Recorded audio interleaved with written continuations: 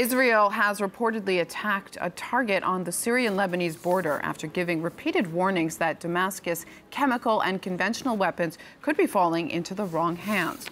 Well, this comes amid a growing feeling of isolation in Tel Aviv, with the country planning to build more defensive walls, including in the disputed Golan Heights. RT's Alexei Yursevsky reports. If you were allowed to invest your money into Israel's construction companies, those supplying materials for defensive walls, you would have probably made a hefty profit. Government decisions suggest they will never run out of business. We intend to erect a fence along the Golan Heights.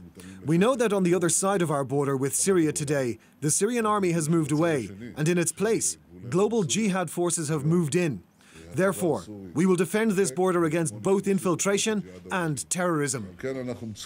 That would make a third defensive wall in less than 20 years, along with the one in Jerusalem and on the border with Egypt. Barriers with Lebanon and Jordan are also being discussed. All have the same justification: security reasons. Israel built a concrete wall in the West Bank more than a decade ago to protect itself from Palestinian terrorism. Years on, not only it is still dividing the land and the people, but the opinions as well. Supporters of the defensive barrier point to a decreased number of attacks, while its opponents say that its existence in the first place is creating more grounds for instability. Political writer Michael Warszawski believes the West Bank barrier may have been a temporary solution years ago, but it's no longer proving effective, just as the much-praised fence with the Sinai Peninsula that eventually failed to keep out African migrants. If building another turns Israel into a fortress, Warszawski says, then it will be a medieval one. There are many holes in the wall. So if someone is really willing to harm, he can do it with or without the wall. And the last decision of the government show the craziness or the crazy philosophy which is behind it.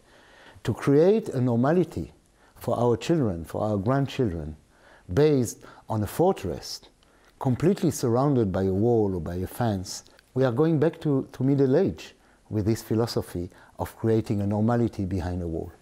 The wall-building business may seem profitable to some, but financial experts say constructing these barriers consumes a sizable chunk of the defense budget, as well as suffocating regional development. East Jerusalem, which is part of the Palestinian state, part of the occupied territories, it was excluded by the wall, and now it became almost a ghetto. Some of it is part of the best agricultural land. They are drying the resources of East Jerusalem. The wall for us is a nightmare, and it is also very much damaging to the business environment. The fence at the border with Egypt can be excused for being an international border. The Golan Heights, on the other hand, is only a ceasefire line left from the Israeli-Syrian warfare.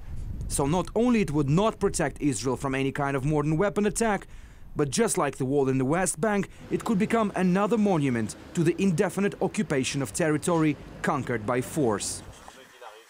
Alexei Yursevsky, RT, reporting from Israel.